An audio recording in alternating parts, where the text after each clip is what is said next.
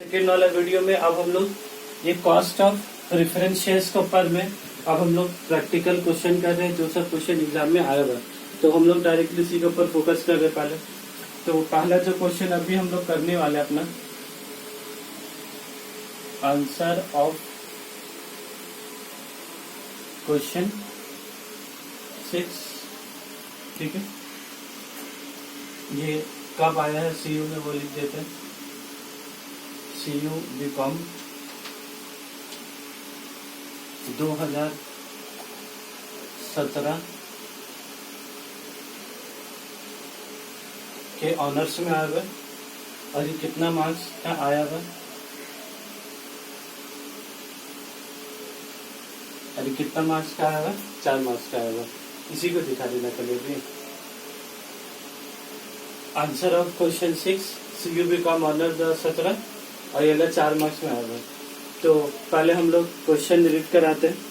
अब इसको photo mobile को इस तरफ दिखाने के लिए पहले क्वेश्चन का तरफ में क्वेश्चन का बोल रहा है। क्वेश्चन नंबर 6 का Z limited issued 10,012% preference share. Z limited issued 10,012% preference share of ₹100 etch. तो 100 इच का आ गया फेस वैल्यू और एट अ प्रीमियम ऑफ 10% में इसको इशू करना है। एट अ प्रीमियम ऑफ 10% में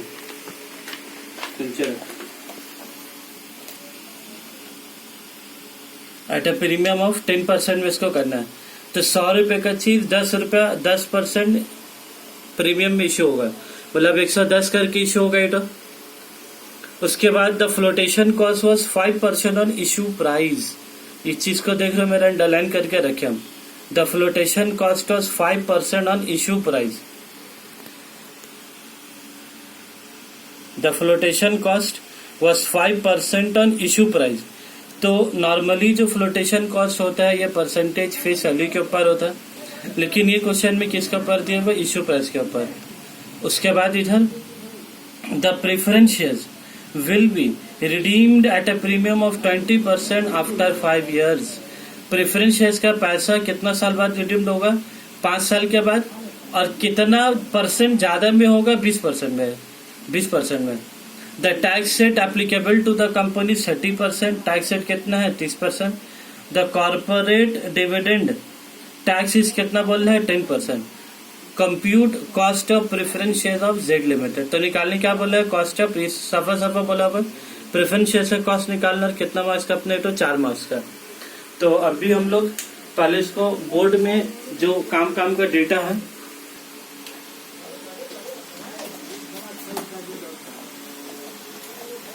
कॉस्ट ऑफ प्रेफरेंस शेयर्स के बारे में हम लोग जो काम का चीज है पहले हम लोग लिख देते हैं। Face value of preference share. Preference share का फेस वैल्यू कितना दे दिया क्वेश्चन में? 100 रुपया दिया, ठीक है। अब ये क्वेश्चन में बोला है the shares were issued at a premium of 10%। The shares were issued at a premium of 10% and flotation cost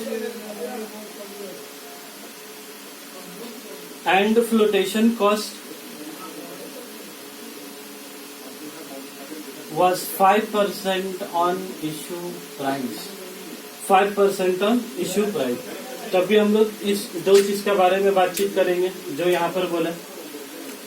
ये चीज क्वेश्चन में दिया हुआ है the shares were issued at a premium of 10% and the flotation cost was 5% on issue price. तो अब इससे बात का सोचना है पता, इसमें हम लोग सबसे पहले चीज लिखेंगे issue price.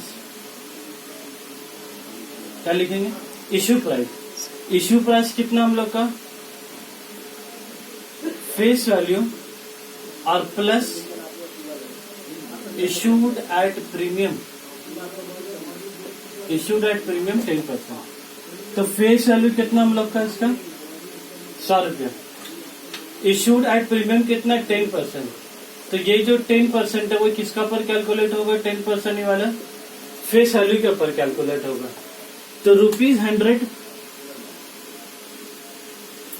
Plus 10% of 100 is equal to ₹100 plus 10 is equal to ₹110।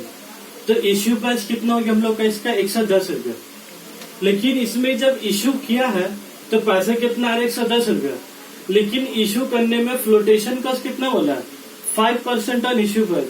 Flotation cost का मतलब जब भी हम लोग शेयर इश्यू करते हैं पब्लिक में तो शेयर इश्यू करने में कुछ खर्चा होता है, जैसे कि पेपर में ऐड देना होता है, ब्रोकरेज लगता है, बहुत सारा तरह का खर्चा होता है। तो इसमें अब हम लोग क्या लिखेंगे, इसमें अब हम दूसरा चीज क्या लिख रहे हैं, नेट प्रोसीड्स। हम लोग क्या लिख रहे हैं, नेट प्रोसीड। भाई पैसा आया 110 जरूर आया, लेकिन ये 110 आने में क्वेश्चन में क्या बोला, फ्लोटेशन कॉस्ट बोला। तो ₹110 पैसे कितना है 110 रुपया। तो 110 माइनस फ्लोटेशन कॉस्ट। क्वेश्चन में फ्लोटेशन कॉस्ट कितना बोला 5% ऑन इश्यू प्राइस। यही सबसे मुद्दा का बात है, 5% on issue price. Issue price कितना निकाला हम लोग 110 रुपया। तो 110 रुपया लिख देंगे। तो 110 रुपया माइनस 5% ऑफ 110। तो अब कैलकुलेटर का तरफ में दिखाने का 110 रुपया मल्टीप्लाइड बाय 5%, तो कितना आ रहा है 5.5 रुपया। तो 110 माइनस 5.5 रुपया, ठीक है मैम। अब इसमें 110 माइनस 5.5 रुपया, तो कितना है हम लोग का 104.5, 104.5, ठीक है। अब हम लोग को एक क्वेश्चन में, अब हम लोग ध्यान से देखोगे तो ये जो हम लोग का फॉर्मूला था preference dividend redemption value minus net proceeds. तो अभी हम लोग इससे क्या निकाले, नेट प्रोसीड निकाला। अब हम लोग को क्या निकालना है, रिडेम्पशन वैल्यू निकालेंगे हम लोग, ठीक है।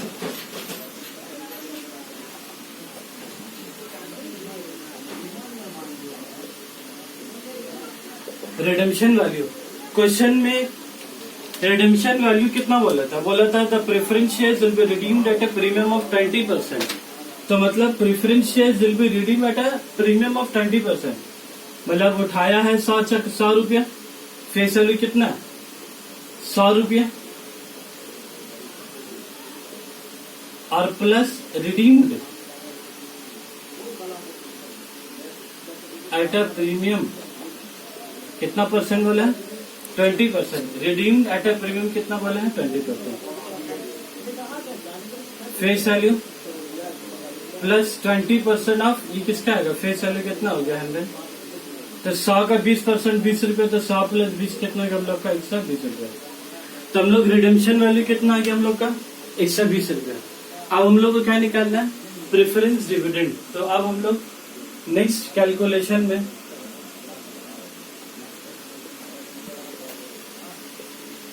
क्या निकालेंगे, प्रेफरेंस डिविडेंड। प्रेफरेंस डिविडेंड जो चीज है ना, वो कितना परसेंटेज डिविडेंड है, एक बार नोट्स का तरफ दिखाने का। क्वेश्चन में हम लोग को क्या लिखा हुआ है, Z limited issued 12% preference share of ₹100 etch.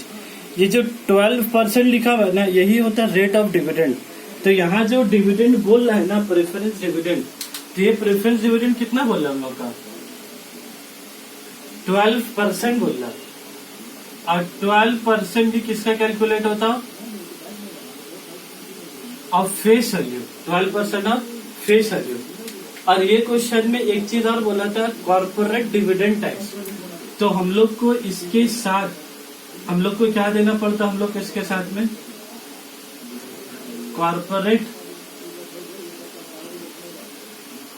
Corporate dividend tax. तो अब ये चीज ध्यान से एकदम देखने का, 12% ऑफ फेस वैल्यू, तो 12% ऑफ फेस वैल्यू कितना हो गया 100 प्लस, अब यहीं पर ध्यान से देने का, कॉर्पोरेट डिविडेंड टैक्स कितना बोला है क्वेश्चन में? 10% बोला है।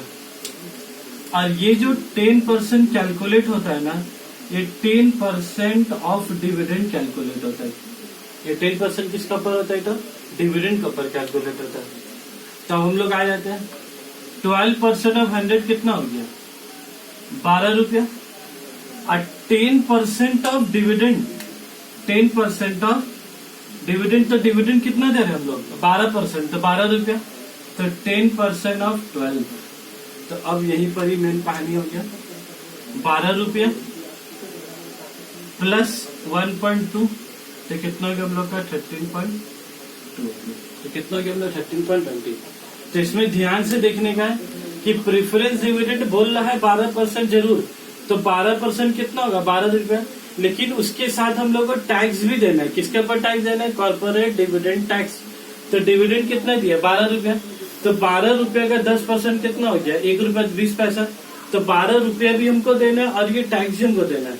तो हमको टोटल रुपये कितना देना है? 13.20। अब हम लोग आ जाते हैं इस फॉर्मूला के ऊपर में, प्रेफरेंस डिविडेंड। हम लोग आ जाते हैं इस फॉर्मूला के ऊपर में, preference dividend plus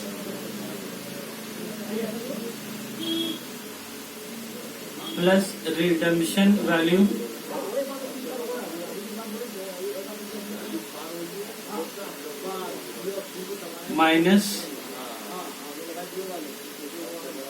minus net proceeds divided by n, फिर ये पूरा में bracket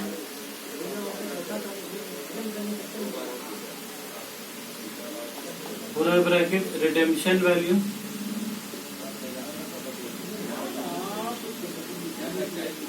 plus net proceeds divided by 2। ये अपने क्या हो गया? Cost of preferential. और ये सब कुछ करने के बाद मल्टीप्लाइड में क्या करना हम लोग को? 100, मल्टीप्लाइड बाय 100। तो इसका वर्किंग हम उस तरफ करके दिखा रहे हैं, ठीक है? इसका वर्किंग किस तरफ में दिखा रहे हैं? पहले हम लोग का क्या है?